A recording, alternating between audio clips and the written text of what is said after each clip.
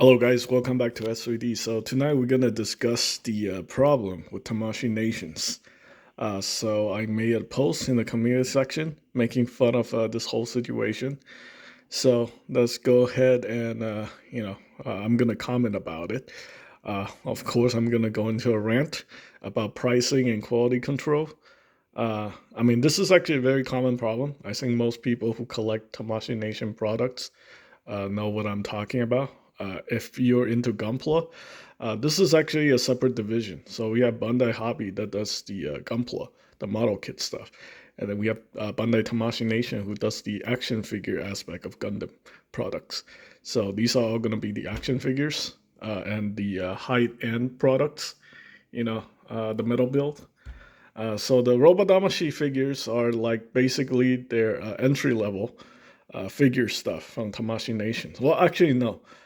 This is like the middle range products. They actually introduced the Gundam Universe. The Gundam Universe is the entry level stuff, the $25 stuff. So I guess, the way the logic works is that since they introduced Gundam Universe and people are paying $25 for the Gundam Universe, Bandai figure, they can charge more money for the Robot Spirits line. So the Robot Spirits line has went on the price hike. They used to be like $35 to $38 per figure back when they were introduced in 2016. And up until, a year or so, you can still get a lot of these figures for, $38 to $45. But now everything is over $50. There's a small chance when, big retailers like Amazon overstock on certain figures and they would lower the price to get rid of them. Like around July this year or something like that, Amazon had a sale on the Zaku 2, and it was the lowest I've seen so far in a long time. So they had the Zaku 2 for about $38. So that's pretty good. But now the price is back to close to $50. I think it's at 40 something. So, if you guys want to save some money, uh, you're still paying more, but it's better than paying $58 because that's what's going to be when the price go back. I think Bandai generally learn from their mistakes. So whenever they overproduce an item in the future, they're just not going to overproduce it so they can equalize the pricing on these. So anyway, we're going to compare the packaging on the 2016 release and the 2023 reissue of the Zaku 2. So let's take a look at this one. So this is the original packaging that came out in 2016. You have 2016 made in China. Obviously, back in the day, they don't have to put on the Tamashii Nations quality sticker because they make good products back then and sell it to you for a very reasonable price. It's $35. I think it's more than fair because when you're buying Gunpla, before Gunpla became like oversaturated in the United States or North America, the price on Gunpla kit used to be like $20 or $25 even for high grade because not that many people are importing them. So all the retailers that were selling the Gunpla are making a healthy profit on it. And it's just a couple people back in the day. Not everybody and their moms want to sell Gunpla. And it just created a situation where nobody's making money. But then the good thing is also a lot of people have exited this market. So yeah, it's kind of equalizing. So people who are more passionate about selling the stuff has a chance to make money versus everybody and the moms trying to sell the same thing. Sort of, I don't know. It's still kind of like a shitty situation. You have big retailers still selling Gunpla, so it's kind of hard to compete.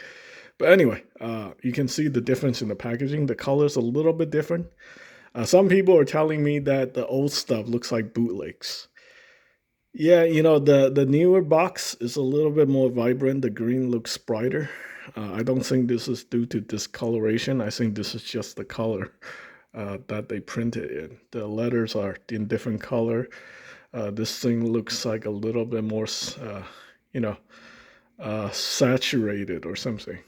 Uh, like like it's been left out in the sun, and it discolor a little bit. But yeah, this is the old packaging with the red logo, no Tamashii Nation stickers. And what I had to comment about this is like the old stuff that you pay $35 for is of higher quality than the new stuff. So we're gonna take a look at this old figure. Yeah, for the most part, I just leave all my robot spirits figure back and put them back in the box when I'm not using them anymore or displaying them. Reason, because obviously OCD, and other reasons, because back in the day, I just have the feeling that these stuff just not gonna get reissued. So like my damage is gonna cost a lot more money to replace them. But evidently, I don't think that's gonna be the case going forward. I think even if they don't overproduce the stuff, it will still eventually get reissued. So, unless they're reissuing them for over $100 in the future, in the next 5 years, then I don't think there's reason for me to, take excessive care of these stuff. So, okay, the old figure, a lot of people complains about the old Tamashii figure, the quality issue with these. Oh, I said they were better, and then the front skirt came off. Yeah, that's definitely a high quality right there, right? The older figure. Let's see. Well, this one has been displayed a lot, so, and been posed. Let me just put the camera down real quick.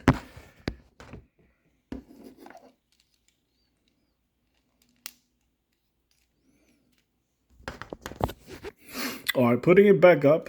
The hips are a little loose due to the fact that this guy's been displayed a lot, been used a lot, been posed a lot. So that's just how it is. But take a look right here. I don't see any nubs here, so I think this one is pretty okay in terms of quality.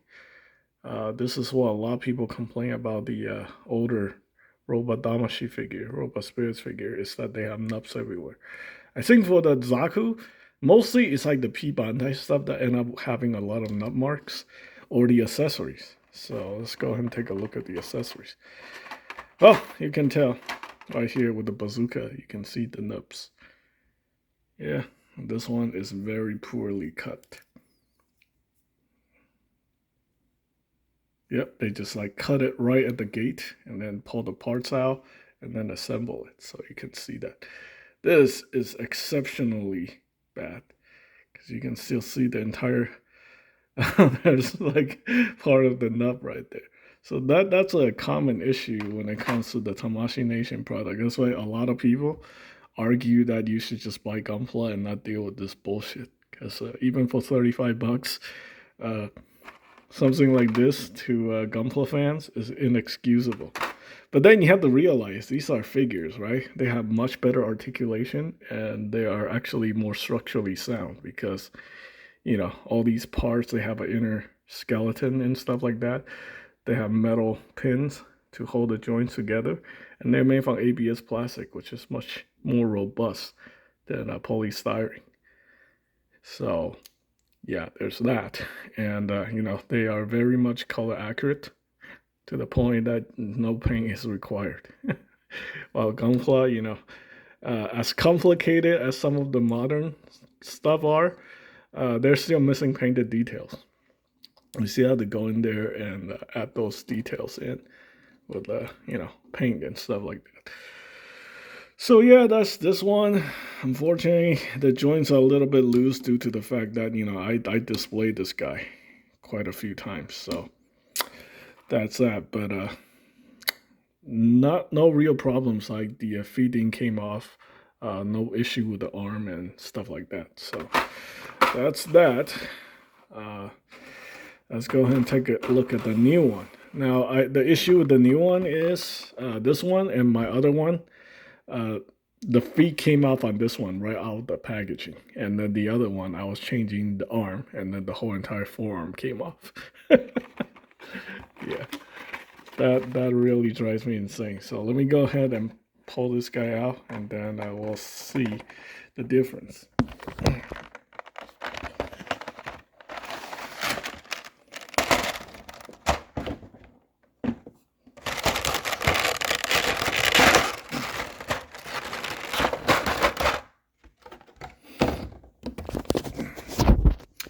All right, so we got the new guy here. He's, for the most part, I feel like he's a bit more stiff because I didn't really do much with it. This is my second one. And the third one is pretty much untouched. I didn't do anything at all with that one. I took it out and then I put it back in. The forearm came off, and that drove me nuts. Okay, I noticed right here, this shoulder piece is extremely loose. Like, yeah, it's like it moves around just when you're like moving the figure. So that kind of drives me crazy. This feet came off like right out the packaging. But in terms of quality, I think it's pretty okay. Like there's really no issues there. Like some people are telling me like the marking on the back is different from the older release and the new release. Well, the serial number is definitely different, but other than that, I can't really tell like what's the difference between the old markings and the new marking, other than the numbers being different.